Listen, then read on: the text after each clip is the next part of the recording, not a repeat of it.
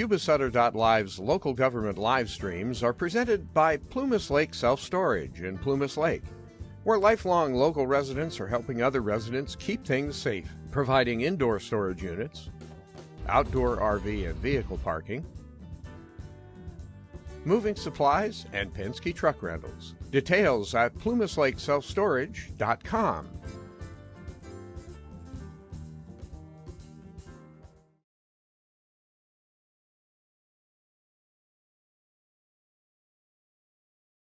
On the agenda, other than correspondence and board and staff member reports, are considered items for which the board may take action. The public will be given opportunity to comment on action items on the agenda when the item is heard, and comments shall be limited to 3 minutes per individual or group. There is an addendum to the agenda added to consent item, agenda item 485-2024, and moved from consent agenda to county departments, agenda item 468-2024. Thank you. Andy, can you do the pledge?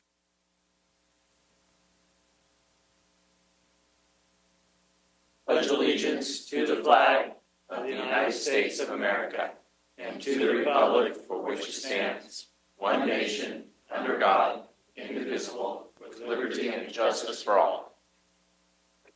Okay. Natalie, roll call. Supervisor Vasquez. Here. Supervisor Blaser. Here. Supervisor Fuhrer. Here, and can we also pull item 459 from the consent?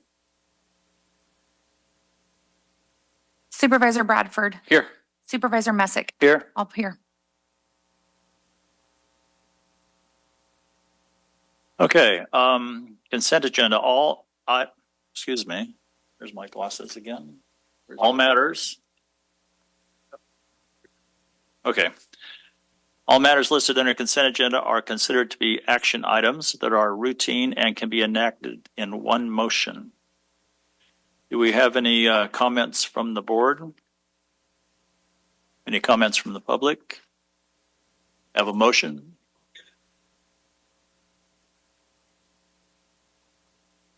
Oh, Tom, you have a comment on the agenda, consent agenda? Didn't get an answer to Seth's question about item 459. I didn't get an answer. Oh. He made a request. There was no response to his request. I found it. I think we're not including that with the consent. Right. So we're going to pull that off consent. And where are we going to put it on department this time? Okay. All right. So do we have a motion to approve the consent? So moved. And a second? I'll second. Okay. All in favor? Aye. Anybody opposed? No. That was quick.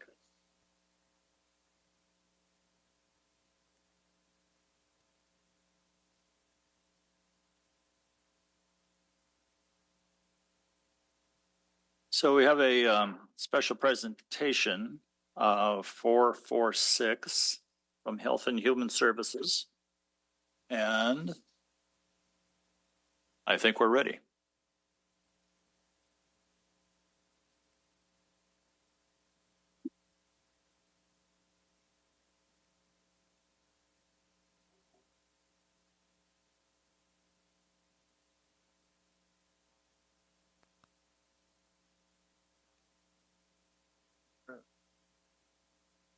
Already up?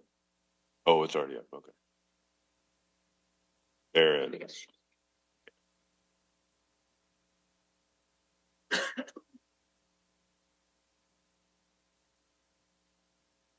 Where did you find those trees?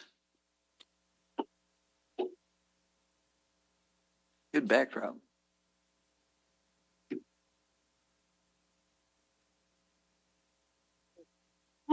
Okay, I think we got it. Good morning, Chair and members of the board. My name is John Cornell, the Assistant Director with Health and Human Services, and I am here to present the quarterly report for HHS for the quarter of April through June 2024. So, jumping right in here, we have, we're going to go over public assistance first. We've got 107 employees in that area. The first thing we wanted to talk about is something I've actually presented up here in the past. In February, I think we talked a little bit about the Medi-Cal unwinding. What that means, essentially, there were a bunch of rules for the Medi-Cal program that were paused at the height of the pandemic. And those have since been unpaused. And there was a 14-month period where all counties across the state of California had to process this big backlog of cases. We in Yuba County have done a fantastic job doing that. 99% were completed at the time of this report, and they're all scheduled to be completed. The state has expressed their appreciation to Yuba County. We're at the top tier of counties in California getting that backlog of cases completed. And we wanted to specifically highlight Fuhrer, who's on top, that picture there, and then Teresa Thurman. Fuhrer is one of the program specialists in the eligibility area that oversees Medi-Cal and had a really big hand in helping organize the completion of all this backlog of cases. And then Teresa, one of the eligibility technicians that actually did the work and got many of the cases processed. She may have processed the most. But these two we wanted to highlight specifically because they had such a big hand in getting all this work done. To the chair, could you do us a big favor, and when you want to highlight something, not put it with such a faint background, because I have a hard time reading that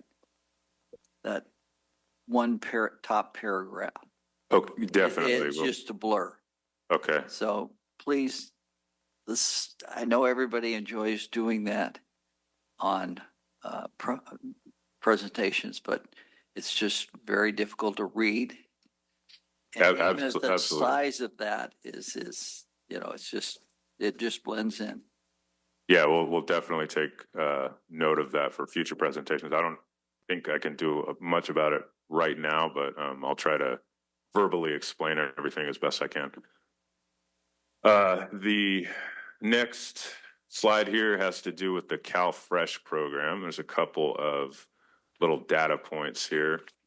The circle over here by the two pictures just shows how many CalFresh cases we have here in Yuba County. 9,973, almost 10,000 cases, and that is cases. Many of the cases have multiple people, entire families on a case, so the actual number of people far exceeds that number there. And then there's a number down here in the bottom corner.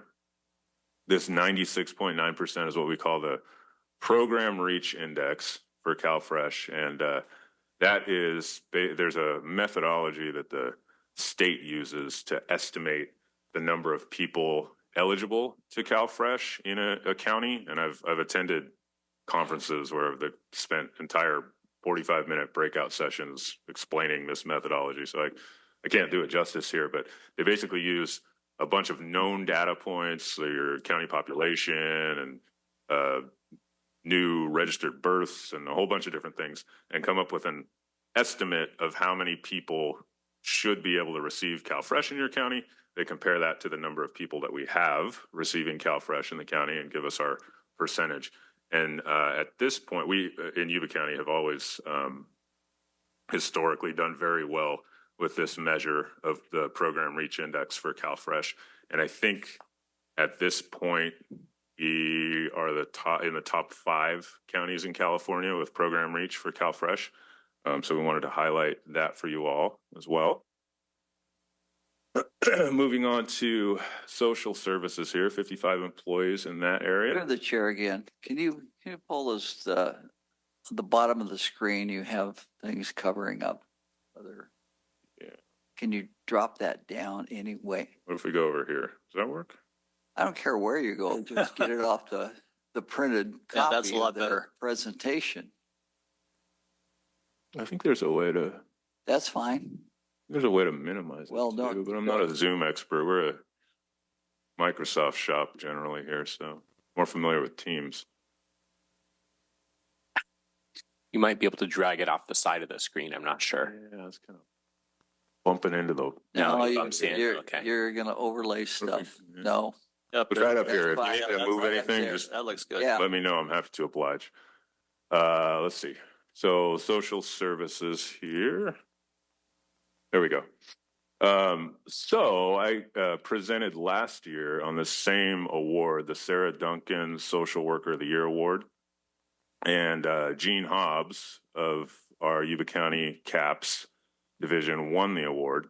And this is for all of Northern California. So there's 28 different counties that are eligible. We know they're not going to give the award to Yuba County every year, but we did have 2 different social workers this year that were nominated. So we wanted to highlight both Nydia Espinoza and April Williams. You can read their nomination statements there. And this is an award for child welfare social workers that reflect passion, skill, and tireless commitment to working to improve the outcomes for children and families. And we are very proud and happy to have both of them as part of our Yuba County CAPS team. And then a bit of a capital project here for CAPS and HHS, the Child and Adult Protective Services Division. Outside of the building, if any of you have ever visited, kind of on the backside, there's a playground area, and the former playground that was there was in disrepair, needed to be replaced. So we've replaced that, added a new one. There's a picture of it. And just in an effort to continue to support that free play that's so healthy for our kids and families that come for visitation. Another project in our Child and Adult Protective Services Division is our system improvement plan that I have also presented about in the past, but it's getting closer to finalization here. The essentially the system improvement, lots of acronyms here, SIP, SDM, SOP, CSA. The system improvement plan is a set of guidelines based off of a bunch of stakeholder engagement in the community and collaboration with all of our partners to help inform the way that the system of child welfare will be directed in the future. So the 2 strategies that came out of that were structured decision making, which is kind of how it sounds in the name, a set of guidelines to help everybody utilize the same practice of making decisions about children's cases, and then safety organized practice, which is a way to develop a stronger network for a child and their family to help them ideally remain with their family and look outward beyond just the immediate family for more supports. And we wanted to highlight Tracy Enriquez on top here and Darcy Knox in the bottom picture. Both of them having a huge hand in the process of this system improvement plan and the actual development of the document and the guidelines. Moving on to public health with 46 employees here. The baby fair, this was an event hosted by WIC that public health attended and many other organizations attended. 86 different families were, we were able to share information with 86 different families on safe sleep practices and oral hygiene for their little ones. And then we have another event hosted by WIC, the Dad's Fair. And this was, you can see the Napa Auto Parts bucket prize there. 40 dads received information about child safety and oral health. We've got our picture of our winner of the bucket there. I like that picture, the dad with a bunch of his daughters. That's me too. I'm a dad with a bunch of daughters. And then here we've got let me move this guy again too. Maternal, Child, and Adolescent Health Hospital Rounds. So we say MCAH is one of the programs that we have in public health. And this is Carolyn Iverson, one of our public health nurses at Yuba County HHS. And essentially, she physically goes to the hospital and does rounds throughout the hospital, visiting new families, sharing information about breastfeeding, safe sleep, resources for postpartum depression. And just for the quarter that we're looking at here, April, May, and June, she was able to meet directly with 56 different families. And then another 538 families got mailers of information. But this is a great way to have public health be directly attached to or build that groundwork with families right out of the gate as soon as they become new families. So we're really happy with this program and the amount of families that we've been able to contact.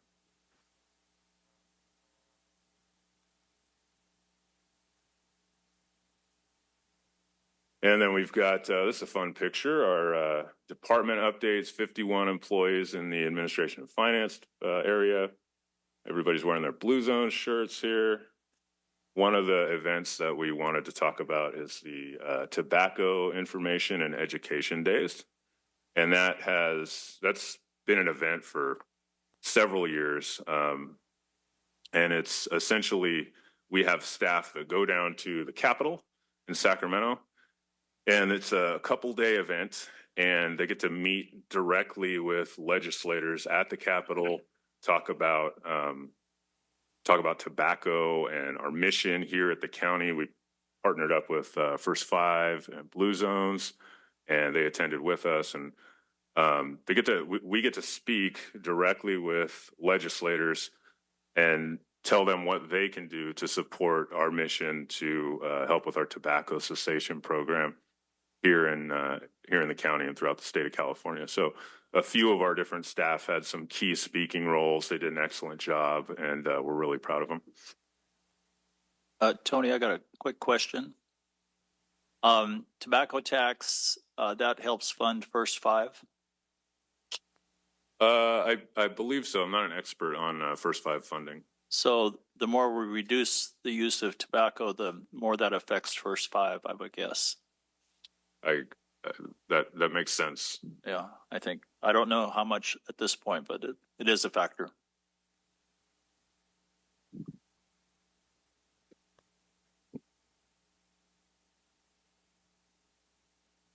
There we go. Oh, let's move this guy again too. So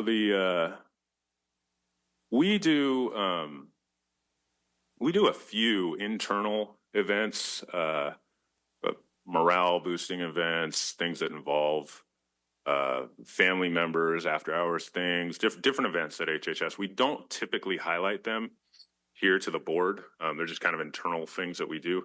But we did want to put a spotlight on our open house event for a couple of reasons.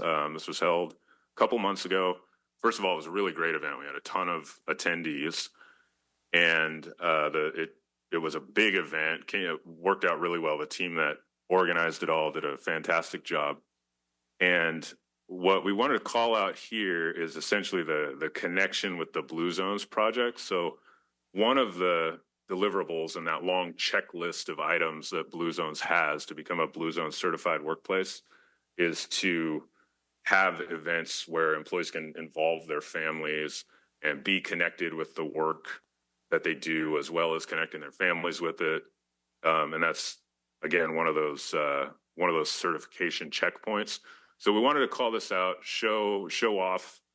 We had a lot of great documentation from it, great pictures and some other media, which made it good for a good source for this PowerPoint. But also just call out the fact that that this is one of the things that we're doing, and we're continuing to do things like this to maintain that Blue Zones workplace certification, and have continued to partner with them. And really, Blue Zones was I think a good catalyst for us at HHS to bring these types of events back after kind of a drought of many years where we hadn't had employees' families be involved in the workplace at all, really.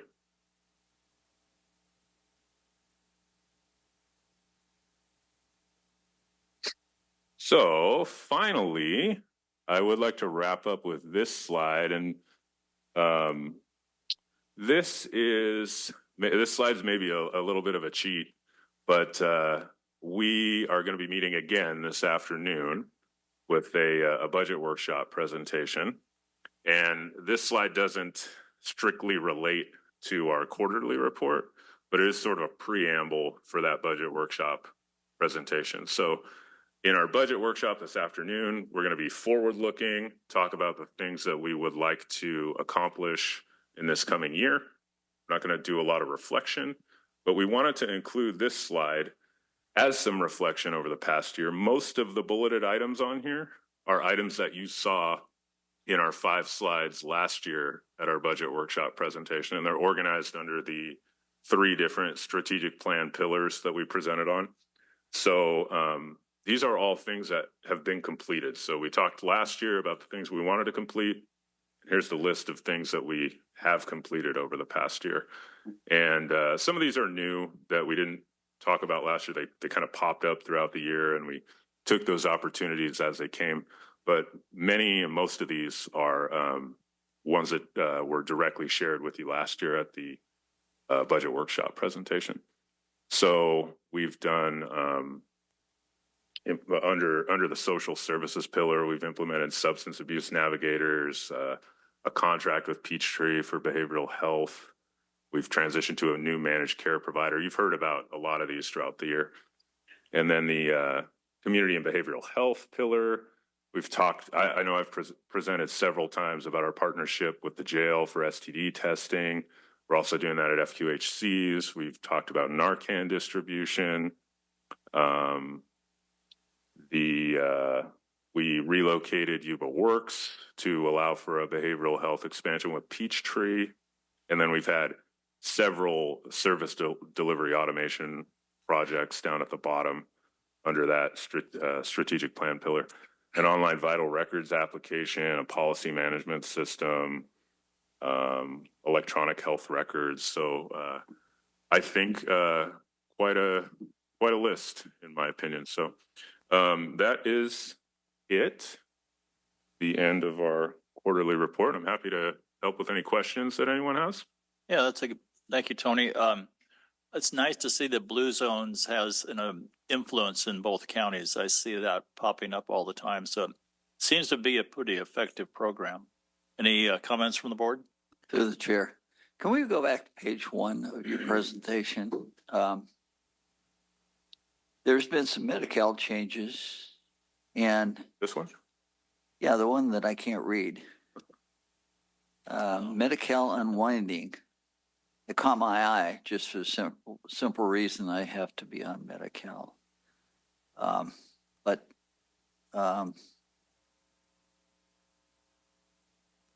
there you go. Is that better? What major changes happened in Medi-Cal? What And major? recently, I noticed some changes on some billing, things they cover, and things they don't.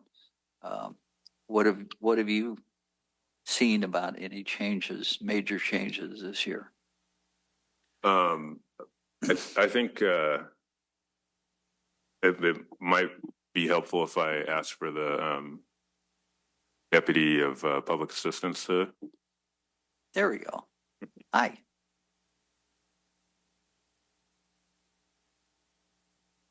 Hey, Jamie Bartolome, Deputy Director with Health and Human Services. So with regards to Medi-Cal, some of the major changes were property elimination. So used to count property to determine if they were eligible to Medi-Cal. That is no longer calculated in the benefit to determine if they're eligible. And I'm going to think off the top of my head. There was the age changed for some of the Medi-Cal eligibility. And I think that was one of the main top 2 changes that we had for Medi-Cal. Okay. It's my understanding they expanded the scope of Medi-Cal coverage, allowing more people in. Is that correct? Are you talking about for the citizenship? Or No, what for the coverage? Coverage. No, we didn't change the scope of coverage. Okay, there's a question of whether some of the people traipsing over the border are covered by Medi-Cal. So that is one of the eligibility that changed, but we're not seeing a huge impact in our county. We've been tracking that, and there's not been much of a change in our numbers for that. Okay. So, It's, yeah, we don't need to go overwhelmed as it is. I travel over to Yuba City because they just, they seem to respond quicker and better. So, okay. thank you.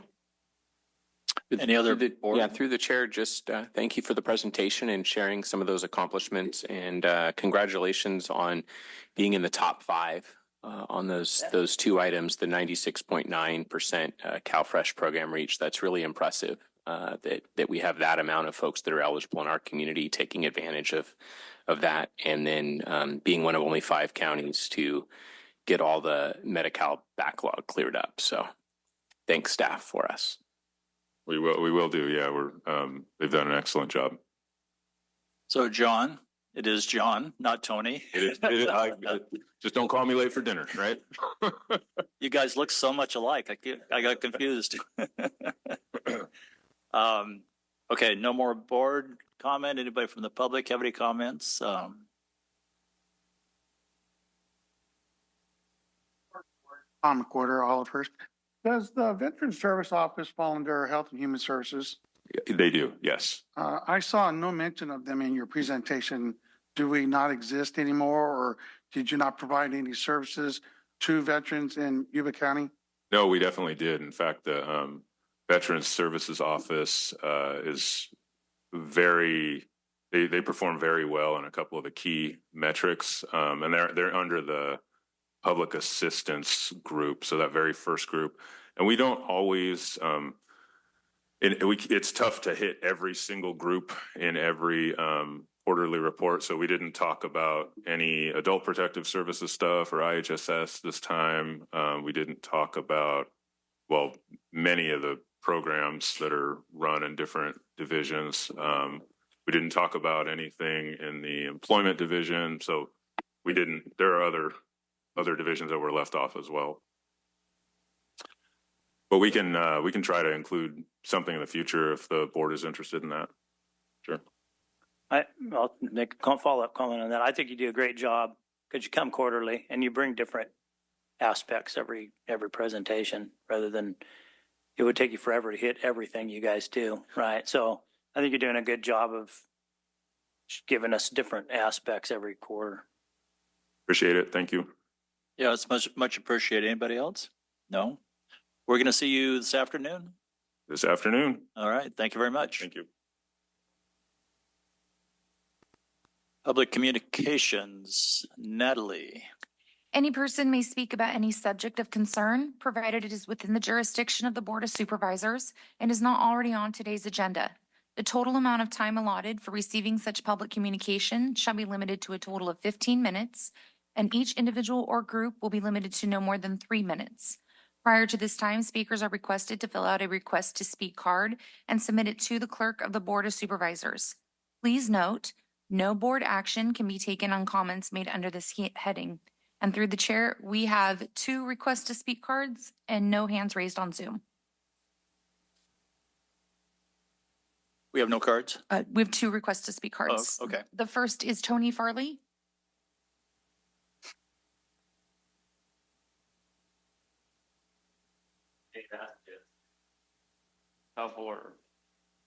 Morning, Tony. Good morning. Bonjour.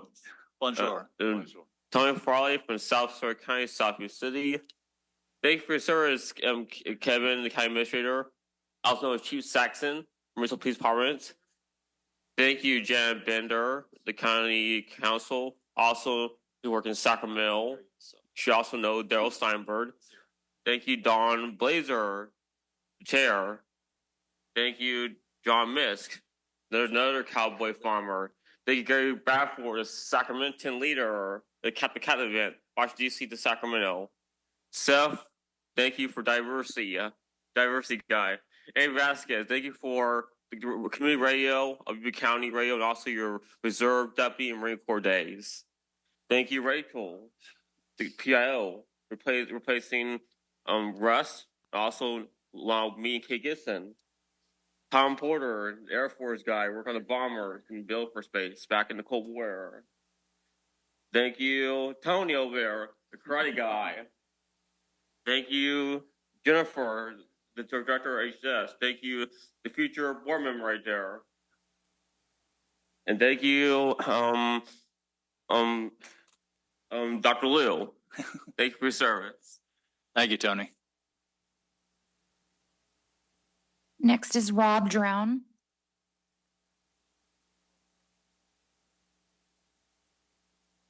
Good morning, Rob. It's a pleasure to be here. Thank you, board, for giving me a moment to speak. I'm here to raise awareness for the lack of a senior center in Yuba County. I know we had one. I'm not exactly sure why they went away, but I guess we had 3 locations where there were senior centers, and now we have 0 functioning senior centers. We're working to reestablish one. In fact, after this meeting, I hope to go just north of here a little bit and see where there's a community center that's, I guess, multi-county community center that's functioning, and try and emulate that. But I would request, and I know you can't take action based on public comment, but you can consider it. Please consider funding a senior center in some way. We're not sure how to proceed. We're seeking guidance and an example to follow. We don't like plowing new furrows. We will if we have to, but it's much easier to go down an old furrow and make the plants grow based on that. We need the water of funding. We need guidance and inspiration. So I pledge to you that I will do everything I can to get a senior center started, at least in Olivehurst, which is where I live. It's an important thing when you're planted to grow there. If you pull your roots up too many times, they dry out and you die. Anyway, that's all I have this morning. God bless you, and thank you for your attention. Thanks, Rob. This has been an ongoing issue of sorts, so hopefully we will come to conclusion. County departments. All matters listed under county departments are action items, which will be considered and voted on separately. Item 459, which we moved from consent, will appear right after 444. So our first one is 418, 2024, County Administrator.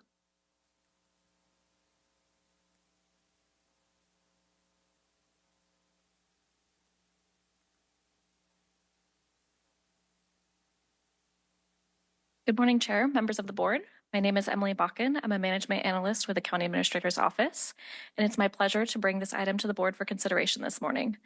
It is for the Fourth Amendment to the Agreement and Assignment and Assumption of Agreement for Public Defender.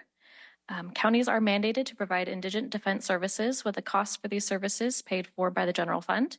After over 10 years of service with Yuba County in his current role, Public Defender Brian Davis has notified the county of his retirement and has recommended a successor. Mr. Gosal shares Mr. Davis's goal to provide responsive public defender services to our indigent population and will do so with the current contracted compensation schedule, office location, and staff. The amendment will assign the law office of Supdeep Gosal as public defender and extend the contracted services through June 30th, 2027. Additionally, Mr. Gosal has agreed to implement the Defender by Carpel software, which is currently used by our district attorney's office and will allow for better case communication and efficiency between the 2 offices. At this time, I am open to any questions. I also have Mr. Davis and Mr. Gosal here this morning to answer any questions the board might have. Can you introduce them? Of course.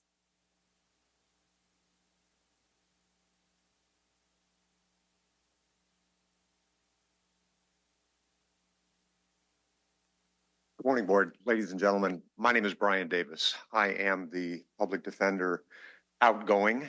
I have been the public defender here for nearly 12 years. I started nearly 20 years ago, been about 19 and a half years, working for the previous public defender. And then when he became a judge, I took over October 1st of 2012. At the time I was working for him, I had come from Sacramento. I lived in Sacramento and commuted here.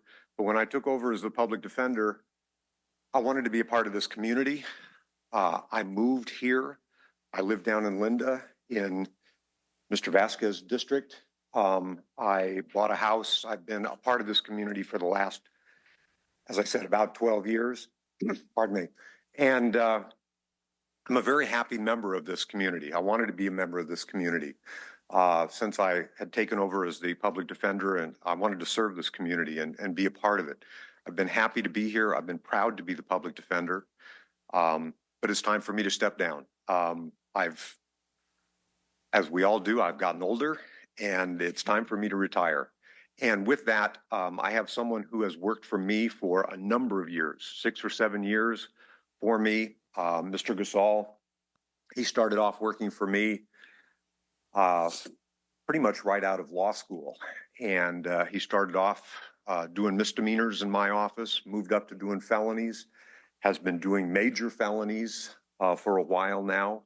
While I was doing some other projects that the state required me to do, as far as some cases that were sent back to each of the counties in the state of California for resentencing.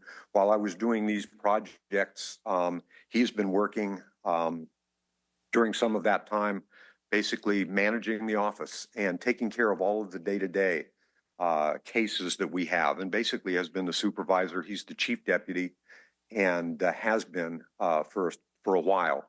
He also took some time to go over to Yuba County. He worked there at the DA's office and got a perspective of what it's like to work on the other side and how criminal cases are performed on the other side. So he brings a unique perspective to this job that I didn't originally have. I think he is going to serve you well as a public defender. And I'm happy to introduce you to Supervisor Pascal. Good morning. Thank you for your kind words, Mr. Davis. As you said, I've been working with Brian for a little over 7 years.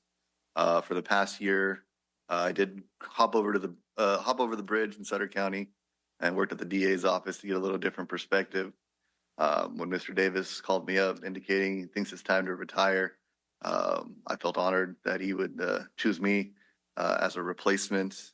I've learned a lot from him as far as being an attorney goes. Everything I've learned is essentially from him. I have been at the office since I came out of law school. So I hope to continue everything he's done and keep the same environment. Thank you. I'm glad we had a chance to meet you, actually. Any board questions or comments? Any public comments? I don't think so. So we have a motion. I'll move to approve. And a second? Second. All in favor? Aye. Anybody opposed? No. Motion passes. Thank you very much. Thank you. Thank you, Agent Zone.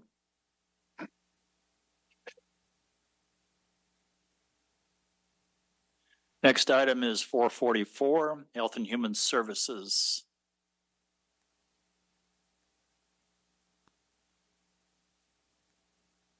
Good morning, Chair and members of the board. I'm Melissa Shaw, Deputy Director of Public Health and Health and Human Services. Today, I bring forward for your approval a request to approve the sole source justification for an agreement between Health and Human Services and the Salvation Army to operate the county's temporary emergency shelter facility 14 Forward.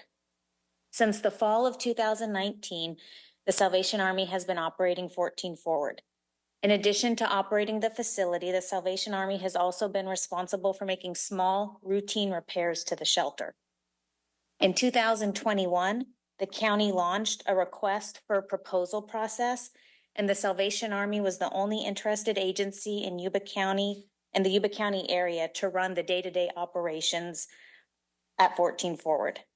The Salvation Army has the experience, expertise, and staff in place to continue operating the shelter. The Salvation Army staff at 14 Forward are familiar with the established needs and protocol, which minimizes the interruption of ongoing services and operations. Each night, 14 Forward has around 44 participants utilizing bed space out of 50 available beds. These participants receive services such as housing navigation, linkages to substance use and behavioral health services, and on-site 24/7 management of the facility, which is quite important. Alternately, when Health and Human Services ran the day-to-day operations of 14 Forward, 24/7 site management was a challenge as those hours are outside of Health and Human Services operating hours. This is one of the reasons it's cost-effective to partner with the Salvation Army to operate 14 Forward.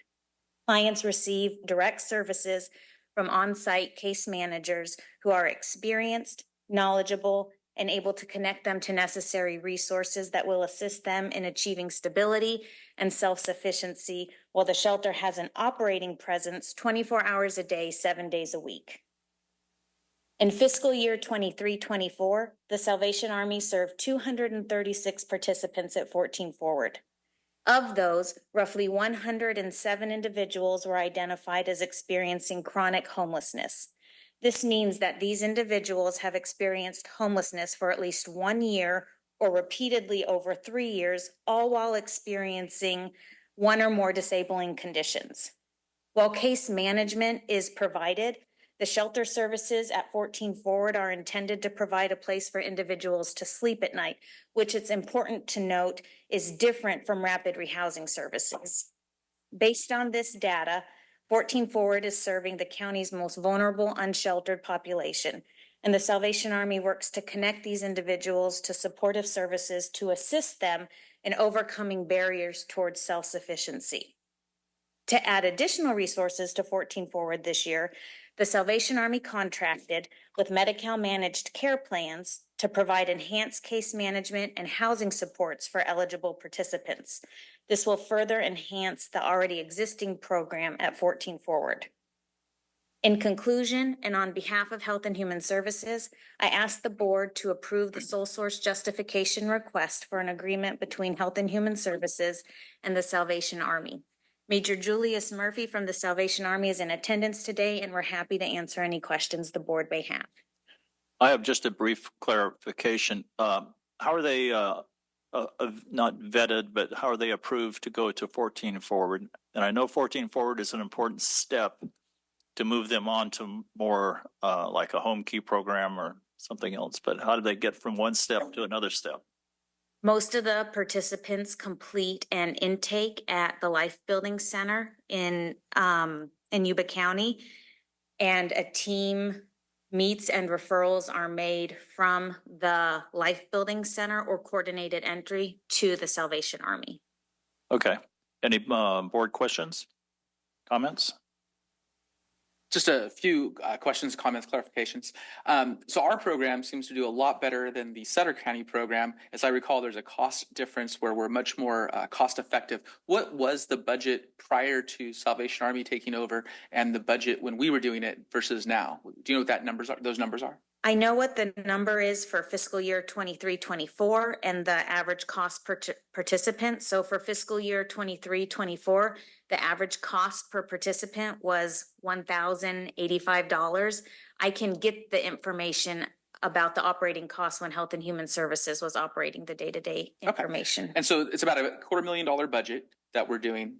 And then of the people who are served, the 246, you mentioned the chronic and in 3 years, how many reach into housing and then get permanent settlement? Do we have some sort of numbers on what that numbers are?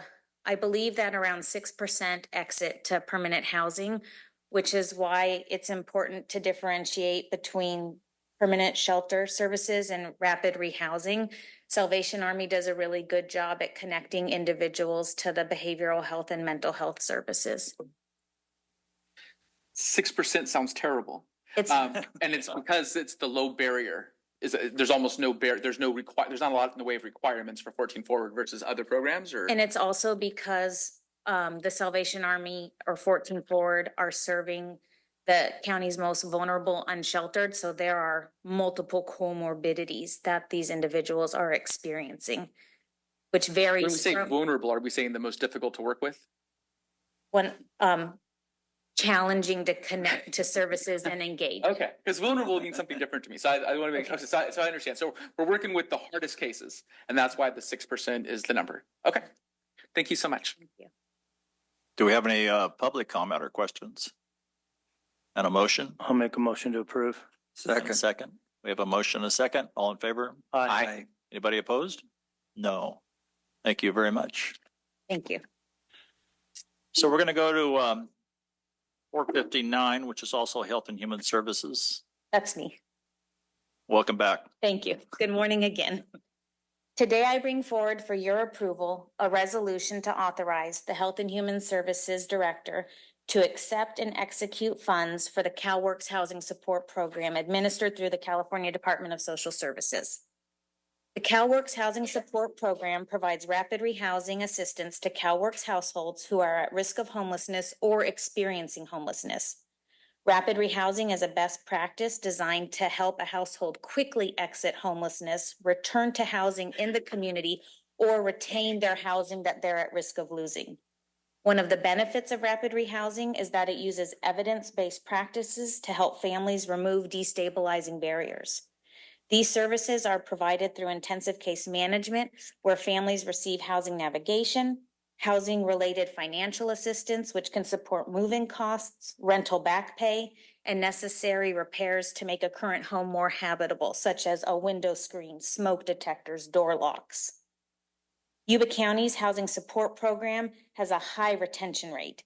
At least 90% of the families that we have helped house have retained their housing for the past 3 years. We set a lofty goal for this fiscal year by increasing the number of families we will help obtain and retain permanent housing from 73 families last fiscal year to 112 families this fiscal year. On behalf of Health and Human Services, it's recommended that the board adopt the resolution allowing the Health and Human Services Director to accept these funds and any subsequent funds allocated. And I'm happy to answer any questions. Seth, do you have a question? So I like that number a lot better. So that was 90, I think, percent you said? At least 90%. There's one housing retention rate that's 97%. Okay, so way better than our 6%, but the cost is also a lot higher. It was $1,000 for the previous program. It's $20,000 a family for this program. It's am I correct? It's 1.4 million that we're doing for 70 families? I have 1.3 million at 112 families is around 12,000 per family. And that does not include other costs accounted for. Okay.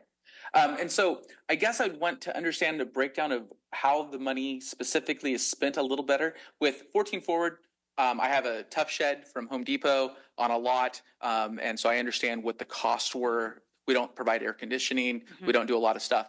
For the 1.4 million, can you kind of give me we spend 500,000 here, 300,000 here, where we spend that money on? Yes, I can try. Thank you. So I would need to look up what the median rent is for Yuba County. But if it's around $800 to move a family in, the first month's rent, last month's rent, and a double deposit is usually required. So that would be $3,200 to move a family in. And then with housing support program, we're able to provide subsequent support to help them retain the housing while they become accustomed to paying rent and PG&E, and we have social workers working with them to budget.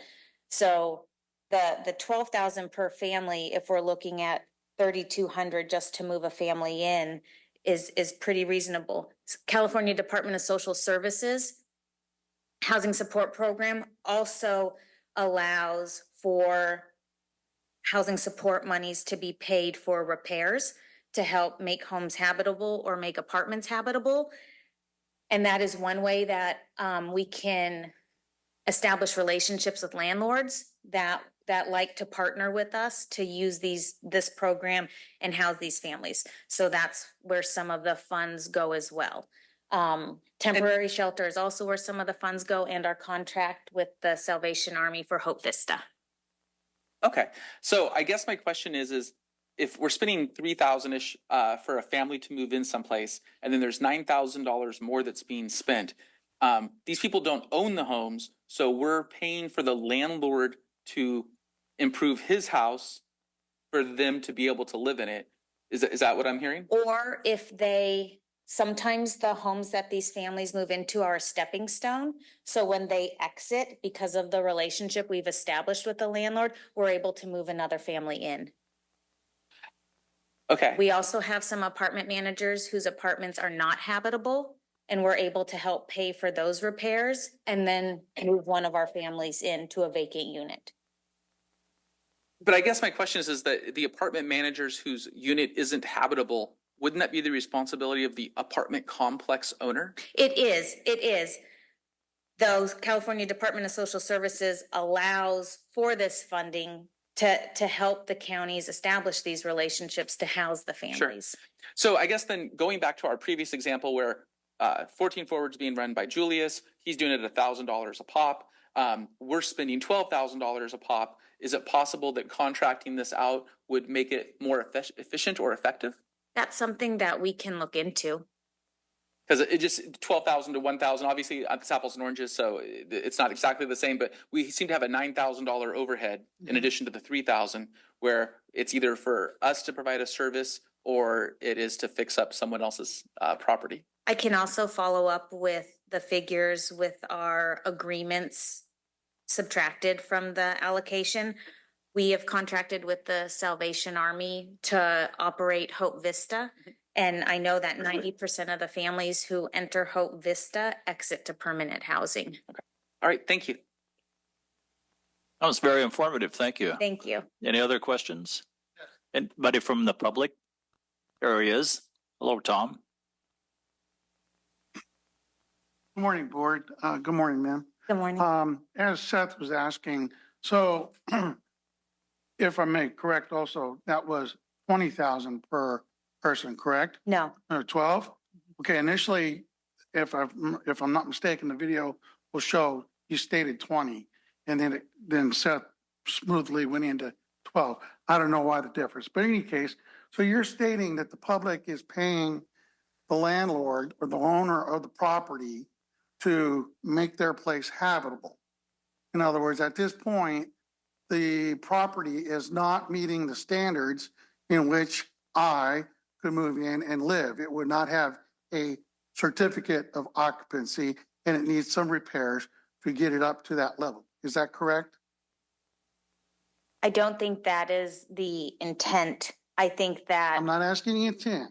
I'm asking what really happens. I like through the chair. You need to direct to the chair, and I'm sorry. The conversation shouldn't be between the two of you. It should be through the chair. Okay, through the chair.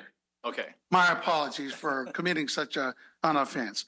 But in any case, I like having chocolate cake, but I may end up getting vanilla cake. But in any case, through the chair, when these repairs are made, is there any restitution that the property owner provides back to bringing his property up to habitable conditions prior to the repairs being made? In other words, is this a gift from the taxpayer to the property owner to bring their property up to certificate of occupancy levels, which apparently it doesn't meet at the time? Or is it just, here you go, $500, fix the toilet and don't worry about it? Yeah, it's a legitimate question, and it comes across like what you're saying. It does seem like the property owner is gaining on this. I can't answer the question, but I think we can follow up with. And I'm not saying it's right or wrong. Okay, I mean that's another question. Yeah. I'm just saying, hey, am I understanding the way this system works properly? Because if I misunderstood, I'm glad to be corrected. That's all. So, I don't think you completely misunderstood. I think we're all a little bit, it's quite a process, and I have a lot of faith in Health and Human Services of sorting through that process. But we don't want to give an unfair advantage to the property owners, just giving them money to fix up something that they should have done already. Yeah, exactly. But on the other hand, we need to move these homeless people along in some fashion. Okay, thank you. Through the chair, not to go too much into a rabbit hole on this item, but one thing or two things that actually came to mind kind of relative to, I think, this discussion that we're having. are related to the cost to taxpayers to build a single unit of affordable housing. And it seems to me that this is a much more cost-effective use of tax dollars to get folks housed, as well as cost to provide services for people who are not housed is also very significant. So I just think when we have this discussion, we also have to weigh those other costs that taxpayers could be paying as alternative to this. Yeah, it's very complex. I have a lot, like I say, I have a lot of confidence in Health and Human Services and our whole system, and it's very complicated. Rob, did you have a question? Come on up. Through the chair. Through the chair. Through the chair. Through the chair is good. At the chair. At Or the chair. Hi, Chair. We have a talking chair. That's good. I make chairs, by the way. I use oak and I know you are multi-talented. I'm trying to think of the name of the wood, but it's not important. My question is, the occupants of these dwellings that we're discussing and paying for, the repair of, do the occupants have any responsibility to repair their own dwelling? Do the occupants do we have an expectation of the occupants to do anything to help themselves? Do we just find these people loose on our streets, which we all see, and then we take money in basketfuls, and do we just light it on fire in front of them to keep them warm? It's been my experience, and limited as it may be, if you give a man a fish, you can feed him for a day. If you teach him to fish, he might get wet. That's a joke. He might be able to feed himself. And if he learns to feed himself, he might teach his family to feed themselves rather than having to be dependent upon the largest of our government. Well, I think that's kind of the theme through the whole system, to try to work in that direction. But I have seen cases where they have taken people, not necessarily our departments, but they have taken people off the street and put them directly into apartments, and that went very badly. I've heard of that. Yes. I've heard of them burning down. I've heard of them finding. Or then they bring in friends or whatever. Oh, man, big time. Yeah. I understand that. But my question remains, is there an expectation that these people take care of themselves? I'm sure there's always that expectation, and Thank you. You know how it goes. For listening. Any other questions? Through the chair, is it possible to bring this item back for further discussion to explain some of the intricacies? If I could, through the chair, and maybe Melissa, you can help provide some context on the public comments here. The teach a person to fish comment actually resonates because this is a CalWorks related program, and there's an intent here to stabilize the family as you help them regain employment and so on. So maybe you can help out with that.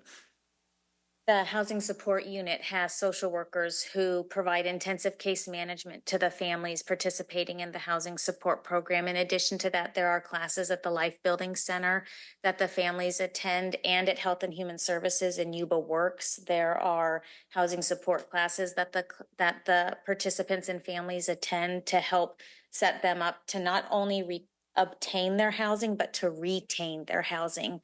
That's when I was referencing the housing retention rates were over 90%.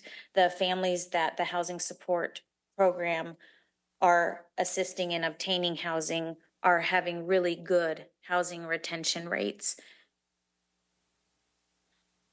Have to do something different than what the state does. State's blowing money out and they have no way of auditing it, and they don't care. And I appreciate your efforts to show that we are successful. We may not be able to explain it fully in a short period of time, but thank you again for your efforts. Thank you. Laura, did you have a question?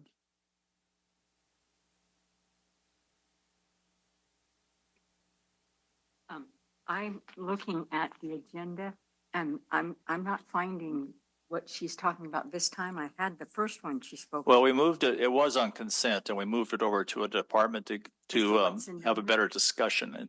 It's item 9 on the consent agenda. 459. 459 Which is on the in paper middle copy. Yeah. Or You know how there's 485 slash? But what's the number? 459. 459 is what we moved over, yeah. I'd like to make a comment through the chair. Okay. Melissa, I would just say that if you have a 90% success rate with the clientele you're working with, you guys are doing an excellent job. So. Yeah, I think we had a good discussion. Anybody else from the board have any other further discussions? And I think we're good with the public, so we can ask for a motion. So moved. I'll second. A motion, a second. All in favor? Aye. Anybody opposed? No. Thank you very much. Okay, item 422, community development and services, and that would be, yes. Morning, Chair, board members, Craig Herbert, Public Works. So this item, Public Works was awarded a highway improvement safety program state funded grant to install striping markers, signage along the entire Old Dobbins Road and on LaPorte Road from Barton Hill to the Plumas County line. Public Works posted the solicitation for bids on June 19th. Bids were opened by staff on July 10th. The engineer's estimate for this project was $268,376. The lowest bid received was $610,584.10. So we are recommending rejection of the bids and allow the engineers to investigate potential project modifications and re-advertise this project at a later date. Seems like a logical conclusion. Board comments? John? Missed it by a mile. Well, so it was for striping as well? Striping, signage, and markers. So, yeah, so are you gonna bring back to maybe split it up into different portions? Because I think probably the striping might be more important, especially before the snow hits. Likely, we will be splitting this project up. Okay. With whatever the funding source will allow. Yeah, all right. We have a public comment. Yeah, Andy, did you have a comment? No. No more comments from the board. Any public? Rob? Is this, it's striping, is it thermoplastic or is it paint? I think you need to start all over again in the mic. Oh, sorry. Is the striping thermoplastic or paint? It costs more. I don't know if you've ever seen the thermoplastic. I don't know if you've ever seen the thermoplastic sprayed down. It's melted plastic. They heat it to 350 degrees and spray it onto the asphalt. It lasts a lot longer. They also put in ground glass so that it reflects light, so that when your headlights hit the stripes, you can see them. It's a much better product. So I've been a construction inspector for Caltrans for 12 years. Did specs for 8. 3 times is a lot. Yeah, they need to find out where the difference is. Thank you. Thanks, Rob. Okay, anybody else have any other comments, observations? Motion? Move. Second. And a second. All in favor? Aye. Anybody opposed? No. Thank you. Thank you. Item 468, community development. Good morning, Craig Herbert, Public Works again. So Public Works was awarded a Highway Safety Improvement Program state fund grant for the North Beale Road High Friction Surface Treatment Project. Public Works posted the solicitation for bids on May 22nd. Bids received and opened by staff on June 19th. The engineer's estimate for this project was $746,000. The lowest bid received on this project was $1,270,000, which is 70.3% over the estimate. So we are recommending this project bids get rejected and allow the engineers to investigate potential project modifications and re-advertise this project as well at a later date.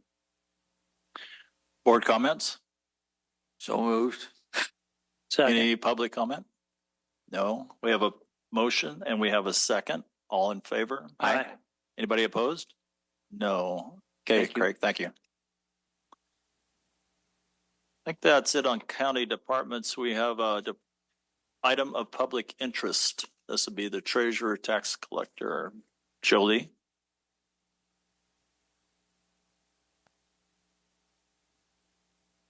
Good morning, members of the board, chair, county council, county administrator. I'm Jolie Turk. I'm the treasurer and tax collector for Yuba County, and I'm here this morning seeking approval for a secondhand dealer's license for D&D Thrift Store. Robert Heflin Sr. submitted an application for a business license to our office on May 29th, 2024. And in accordance with the ordinance code, we submitted the application to the sheriff's department. They conducted their review and responded to our office on July 15th, 2024 with no objections. So per Yuba County Ordinance Code 6.35.080, the board has the authority to grant the license to the requesting party. The license would be good for 1 year. It would be effective as of today, and it would be good through August 12th, 2025. Can you just briefly explain why we're going through this process? Is it because of the classification of the business? Yes.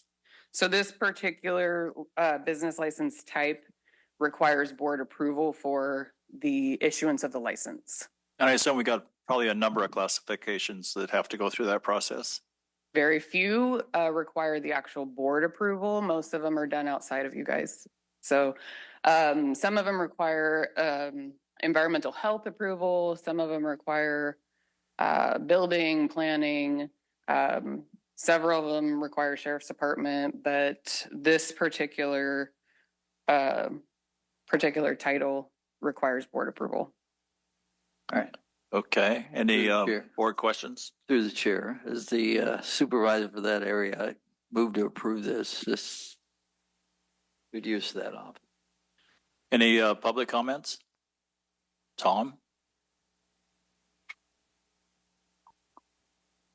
Morning again. You asked a very good question about the other types of stores that require this approval, but I never did hear the question of why does this particular store require an approval? And I apologize if it's already been stated, but I didn't hear it. So please tell us. It's part of the process. It's classified, the way it's classified. I understand that, yeah. but why is it included in that category of items which require this process to be conducted?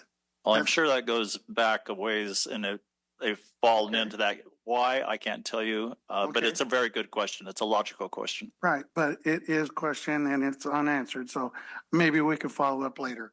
Thank you. Thanks, Don. So just to follow up on that, Supervisor Blaser is correct. This goes back pre my time here. These ordinances that dictate the process for each business type do vary, and they've all been in existence prior to 2011 when I came on board, 2010, if you count extra help. So I couldn't tell you why the powers that be at the time decided these particular types required board approval and the others don't. And I'm not opposed to, revisiting the requirements for the various ordinances. I have had conversations with other departments that have asked me the same questions, like why aren't we an approving party or why are we an approving party? Unfortunately, I don't have a crystal ball to look back. I think we do have to, from time to time, go back and take a look at ordinances that have been around for 100 years. Things have changed. So yeah, that might be on the list of things to do. Yes. To clarify, it's not the state mandated, it's us mandated. It's a Yuba County ordinance requirement. Yeah. Okay. It has nothing to do with the state.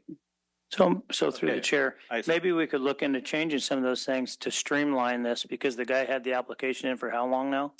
He submitted to us in May, and we got approval back from the sheriff's department in July. Unfortunately, the sheriff is required to do some type of background check, and depending on the Department of Justice, if they're having to use that system, sometimes that can hold it up, and that's outside of their control for how long that takes. But I'm not opposed, again, to revisiting all of them so that the requirements are similar across the board rather than picking and choosing who has to go through the sheriff's department, who doesn't, who goes to the board, who doesn't. Yeah, it's an interesting conundrum, because you say thrift store, but then you look down D Street and we have kind of a lot of the same thing.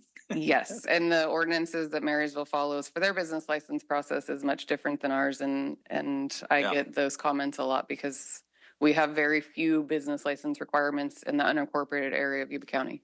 Yeah.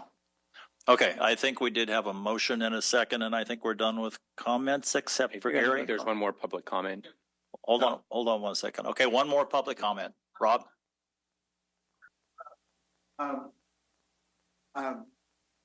I don't understand the need for concern. Is it a safety concern that they're seeking a permit for?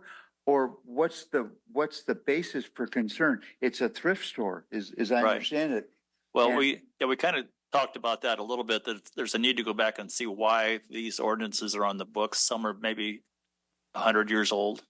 So it is a root question, yeah. So I think they're going to go back and take a look, and maybe we need to revise some ordinances. So this poor gentleman is sitting out there trying to sell his boxes of stuff. Right. And we're standing in his way and we don't know why.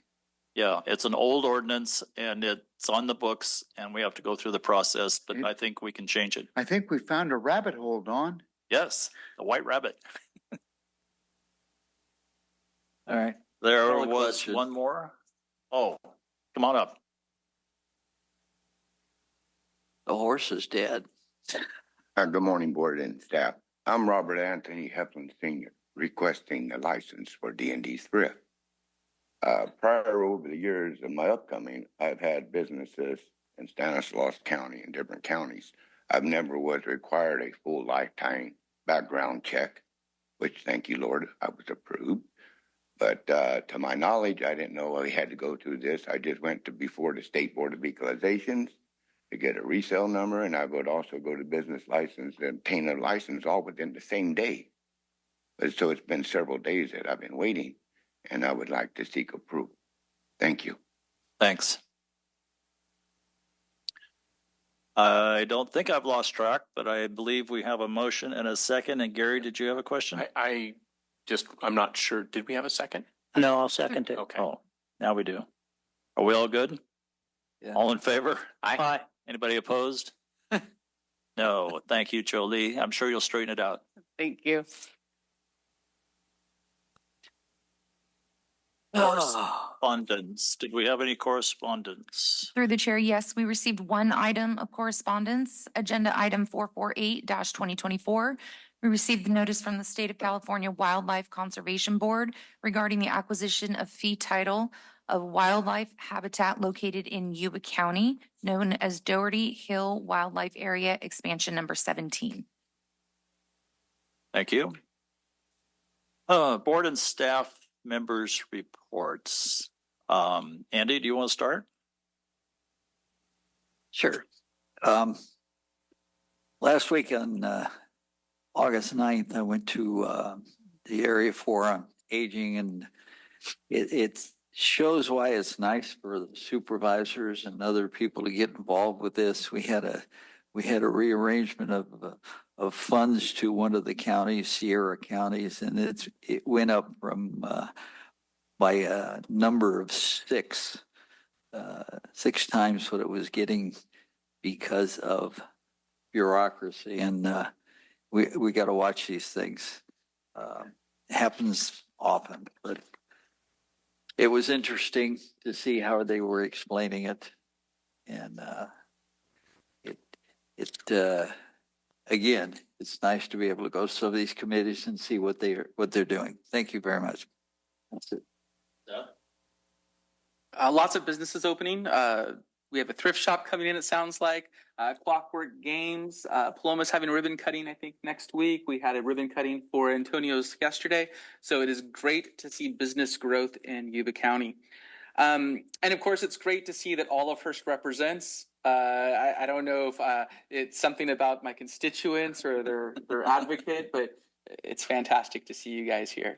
As far as an issue that I'm concerned about, I guess Pride Security forfeited their contracts on last week, and so they were the low bidder in the past with us, and so we went out and, if I understand it, got the previous supplier of security to fill in the interim until we do, I assume, some sort of RFP for that.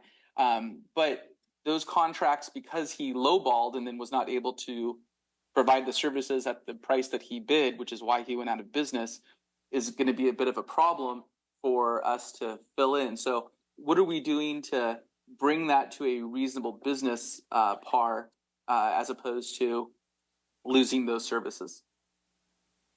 Thank you. Is that good? That was my question to Kevin. Oh, Yeah, so if I could, so through the chair, Perminder Baines, Administrative Services is actively working that issue. Pride Security did file for bankruptcy last week, and so we've had to put a stopgap measure in place with the lead security until we go through a formal RFP process, and we're negotiating the terms with the lead security for interim security services. So there will continue security services. We don't see there's going to be a gap in coverage, and we'll. But we're not expecting a company that's solvent to match the insolvent company's bid, correct? We're still working through that. That's what we're negotiating. But all right. At the end of the day, it's about making sure we provide the security services that are necessary, most cost-effective manner. Right. Okay, Seth. Thanks for bringing that up. I had one other question. We have a bark factory out in my district, and I guess it keeps catching on fire. And I would like to understand what we can do on our side to not let this problem persist. Is that the compost? Yeah. So it caught on fire again over the weekend, and it had been smoking, 3-6 months before, and I contacted code enforcement and the fire department. So if we can perhaps coordinate something where code enforcement actually moves in and takes action, that would be fantastic. Okay, thanks, Seth. Gary? Sure, a couple items. So since our last meeting, I had an opportunity to participate in Advocacy in Action. It was a little seminar that I think HHS and First Five and Blue Zones put on here at the Government Center, and it was really helping the general public understand the importance of public comment before local government meetings, and also talked about the various types of local government entities that exist. And so it was great to kind of stand up and give the perspective of an elected official and why we appreciate public comment and alternatives to public comment, sometimes emailing the board, calling board members, meeting with board members, and how sometimes those are the best way to talk with us, and sometimes making public comment is the best way to talk with us. So it was great to share my perspective. Also, Wheatland Union High School District had a community resource fair. And so I was able to have a booth there. I had a lot of support from HR, OES, community development, and Yuba-Water to have all kinds of various information about all kinds of different things, county and Yuba-Water related. And so I think they had like 700 families come through there, so from the district. And so that was a great opportunity. And finally, this Saturday from 3:30 to 9 is the biggest event of the year in Plumas Lake. It's the Plumas Lake Block Party. So if you're not doing anything, please come to that. There's live entertainment with local bands. There's food.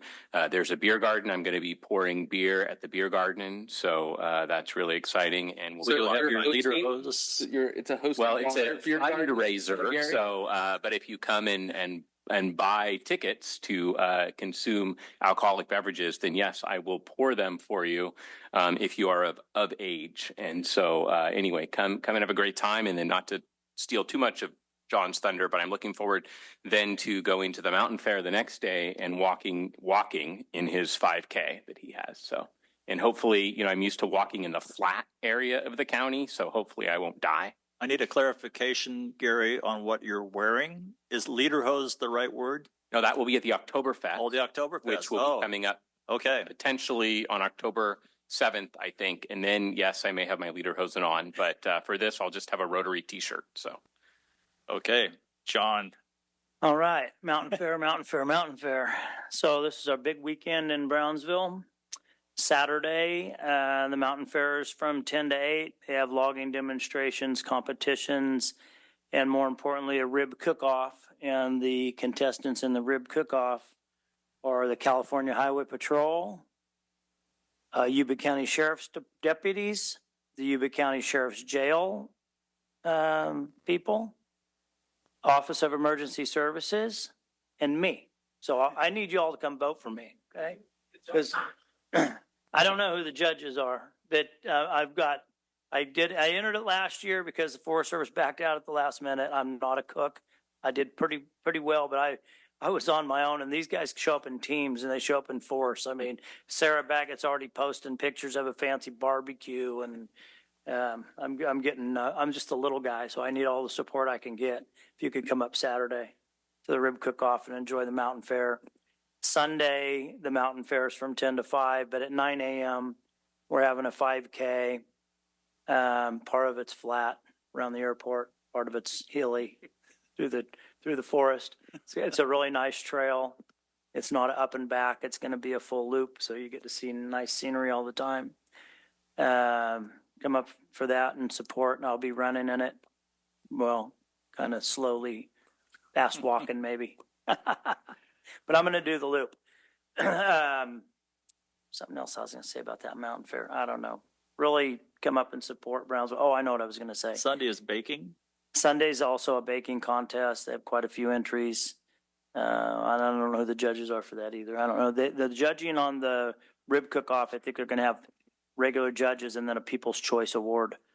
The last thing I was going to say about that is it's always 15 degrees cooler in Brownsville. So if you hit the weather and it looks like it's going to be 95 in Plumas Lake, probably only be about 80 up at the Mountain Fair. To the chair, Don, I hate to do this, but I forgot an item.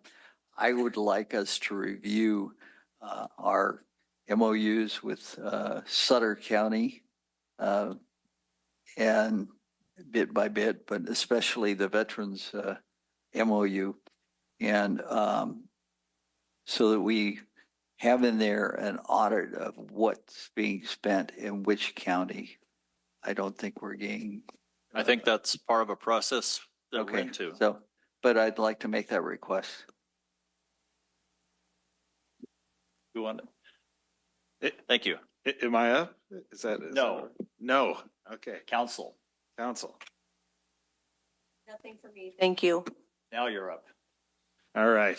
And Supervisor Messick forgot that for other meat choices, I think there's brisket as well, right? Ribs and brisket. But I'm the 4-H Browns Valley brisket cooking champion at the fair this year, so I didn't bring it up because I probably don't have any competition in the brisket area. I'm going to win that one. I'm pretty sure my OES folks are. I don't know. I'm worried there on about the my brisket ribs, side. but my brisket, I'm going to win. Right. So the item of public interest today, it was mentioned, we have a county ordinance in place, was adopted by the board actually several decades back, but what it was trying to address was safety concerns associated with certain business types. So like, for example, adult entertainment, those business types require a review process. Auto dismantling requires a review process. There's a license type for that to make sure that we don't have, noise, dust, contaminants in the ground. Also illegal activities associated with dismantling, which also bleeds over into the secondhand stores. In the past, there's been issues with stolen goods that are sold through secondhand stores. So that's why you have this license in place, and they have to go through the background and make sure that it's not just a front for stolen goods. So, but I'm more than happy if the board wants to direct staff. We can take a look at the current county ordinance and have staff evaluate and bring forward any recommended changes to the business license ordinance for the county. Is that something that you'd like to see staff do? Sure. Yes. I guess the degree of secondhand store, there's pawn shops, right? And they have like a higher quality of item, and it made sense that there would be more regulated. But the thrift stores that we've been looking at, I was under the impression that these are very low end type items that aren't the sort that are being fenced. We'll look into the ordinance and get back to the board with any recommended changes to, at the end of the day, we're trying to be, we have a yes to Yuba mindset here in Yuba County and we want to be business friendly. So we want to take a look at that. We also want to balance that with the safety of the community. So. Yeah, thanks for the clarification. Is my mic on? Can anybody hear me? Oh, good. So I do have one other item. So the Measure K Oversight Committee, we've had 2 vacancies on that committee. It's a five member committee. So we've had 2 vacancies for a couple of months now. The clerk of the board's office has been advertising that. We currently have 3 applicants for the 2 vacancies. But what I wanted to talk to the board about before we present it, those for consideration is right now we have, and there's no requirement in the ordinance on the Measure K committee to have the members be from the 5 districts. The board in the past, when we did appointments, we tried our best to try to solicit a variety. So the 3 current members, we have Rich Webb, who's resides in District 1, Fred Morozinski on the committee, who resides in District 5, and then Lori, I'm gonna butcher her last name, but anyways, Lori is with, it resides in District 4. So we currently don't have any members from Districts 2 or 3 on the committee, and we have those 2 vacancies. So it was really kind of getting judging, I wanted to bounce this off the board. We have 3 applicants, 1 from District 3, 2 from District 4. We can move forward and see if the board wants, who of those 3, which you'd want to appoint to those 2 vacancies. What's the name of the person from 3? Is that, can I share that? I guess, is it okay since they've submitted their application? I just want to make sure council on. If we're not sure, then don't. I don't know the answer. Okay. Right. But actually, the applicant from District 3 attended the last Measure K Oversight Committee meeting just to kind of observe the meeting, as well as one of the applicants from District 4. So there's definitely an interest in them from both of them. It was more on just whether or not, and I guess this gets back to the District 2 question, whether or not we hold out for someone from District 2 to have, you know, a member from each district on the committee, or we move forward and with the 3 that we've. So Chief Webb resigned? No, Chief Webb is still, no, the 2 that resigned actually were both from District 4. Okay. If you recall, we had a flood of applicants from District 4 when we first set up the committee. I think there was some great social media outreach from Supervisor Bradford that influenced we had quite a few applicants from District 4, which is great. But at the end of the day, it'd be nice to have a District variety of covered, though. perspectives. Yeah. So through the chair, if I remember correctly, the folks serving on the committee have to live in the unincorporated part of the county. Is that correct? So I know from a District 2 standpoint, that makes it a little bit more challenging just because most of the population of District 2, not all, but a large portion is in the city of Marysville. So exactly, a smaller pool We of probably have applicants. a couple of pretty good candidates up in District 10 that I can think about. So logically, the supervisor would reach out to try to find a candidate. That would be the process. And then if they agree, then they fill out an application. Yep, that would be the process. And as Supervisor Bradford just mentioned, for District 2, it does limit it to basically the District 10 area and that portion of West Linda that's in District 2. Yeah. Okay. Did you want to mention anything about the workshops? Yes. So just a kind of in conclusion, then, is the board interested in having the District 3 applicant presented at a future board meeting? You can fill one of the 2 vacancies, and then we hold off on the second vacancy until we see if we find any applicants from District 2.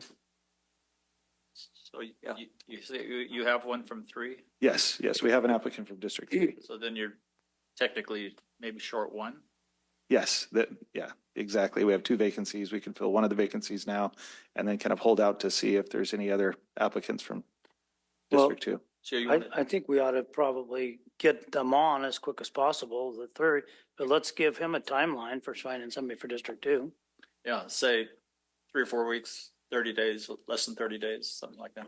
Okay, so we'd have a goal of maybe coming back the September 10th board meeting with appointment for the 2 vacancies, and hopefully in that amount of time we can round up someone from District 2 for at least the board to consider. Okay. Yes, and so we have workshops. The budget workshops begin 1 p.m. today. I believe HHS is our first department to present, and that'll run through the afternoon. And then tomorrow is a full day of budget workshops as well with the board, and they'll be next door at the Marysville conference room. Okay, back to board comments. Natalie, anything from the clerk of the board? Nothing from us, thank you. That leaves me. I thought we were public comment was gone. Kevin. Hello, Kevin Perkins, Community Development. I wanted to give an update to Supervisors Fuhrer's question about the fire that's going on at the green waste facility along Feather River Boulevard, and what Community Development has been doing over the last few months with this site. So I just want to let you know that we've been aware, Environmental Health has been working with Cal Recycle on getting emergency funding from Cal Recycle to help clean up the site. The original bid from Cal Recycle to remove all the debris from the site came in at $6.1 million. Cal Recycle didn't have enough money in their existing budget to help with that, but they do have $1.1 million set aside that they agreed to help clean up the property. What it's going to entail is not necessarily removing the material from the site, but moving the existing pile and creating smaller piles, or windrowing the material, working on the areas that are catching fire right now, moving those out and doing some grinding of some of the material on site. The problem that we're really coming into on this is just the sheer amount of material that's at the property and the cost to remove it all. The property owner and the operator currently don't have the resources to do it, which is where Cal Recycle is coming in to help on the situation. Yesterday, the facility caught fire, I believe Sunday night. Yesterday, a representative from Cal Fire flew in from Los Angeles to come tour the site, and also a representative from FracMed. Cal Recycle. Cal Recycle is actually looking to speed up the process. The goal of the $1.1 million contract was to start the end of August. They are trying to see what they can do to speed that up. In the interim, Environmental Health is looking to potentially secure some money from their own budget to hire a piece of equipment that then a public works operator would utilize for maybe a week or so to help with that process. So we're trying everything we can. Besides, probably, the ultimate solution is going to be time and making these these piles smaller. And once they get manageable, Environmental Health is working with the owner to get this material to a biomass facility that should come online sometime this fall. I guess my question is what is the consequence to the owner and the operator, considering the fact that this has been an ongoing chronic problem that they've been aware of, a blight that they have not seen fit to deal with? Yeah, so as part of this isn't going to be necessarily a grant from Cal Recycle. They're going to put a lien on the property for $1.1 million. So that would be one of the consequences. This is what happens. Sometimes we don't have a business license process right now. And so people can start, doing operations like this without review from other departments. And, a lot of times, a lot of our code enforcement problems that we do have with businesses really stem from community development not knowing what is going on a site before it starts. And this is what happened on this scenario. They didn't have any permits or any thing from an operational standpoint and we didn't know what they were bringing on. Looks like that's something to be reviewed, apparently. Yes, it is. And I was planning on also talking about this, maybe not as long now, at our budget workshop this afternoon. So thank you. Rob, we're in a board comment phase. Did you have something emergency? It's actually history. Oh, you can meet me afterwards. Okay, I think we're down to me. Our last Yuba Water Agency meeting was inspiring, and I think everybody here can add to this, but we got the Camptonville biomass project kick-started. I believe that's probably the right word. Between bonds or loans or grants, we're putting in about $15 million to get that going. It's been floundering for what, 15 or 20 years? 10 years? Yeah. Be a huge improvement for everything in general. So now when they're doing forest management, forest thinning, it creates a lot of product that has to go somewhere. So right now there's only 2 or 3 or so places they can truck it to. The closest, probably they can get a couple of truckloads a day. The furthest, maybe 1 truckload a day. When this gets up and running, they can do 10 a day. So it's then, of course, they're generating electricity. They have a contract to sell some to PG&E, but all in all, it's something that's been long overdue. We had huge participation in the audience. We must have had a dozen people that came up and spoke about all the positive ramifications of having this. So very inspiring meeting that we had. Huge improvement to the Dobbins area. Secondly, we had 3 more interns come up and speak to us about projects they were on. The agency has probably half a dozen interns off and on. These are generally college kids, seniors or so in college. They all ended up being from local families. I was impressed and inspired by what they told us. Very sharp. So anyway, between the interns and the Camptonville, it was a good meeting. Now, I think anybody else want to add to that or no? I think we are good to go to closed session. We're going to take a 10-minute social break, which means we will be back in 10:48.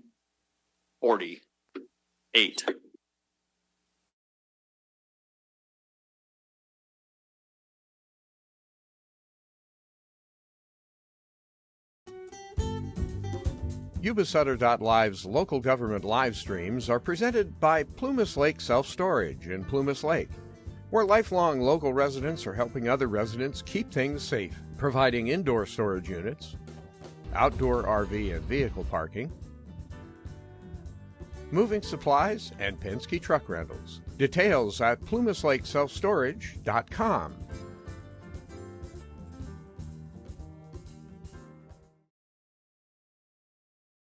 Hi, I'm Neil Goforth of Comfort Keepers of Yuba, Sutter, and Nevada counties. Caring for elders or even yourself has challenges. Comfort Keepers of Yuba, Sutter, and Nevada counties can help you address today's issues and plan for tomorrow with in-home and specialized care for you or your family members. Call us at 530-749-8800. Comfort Keepers of Yuba, Sutter, and Nevada counties.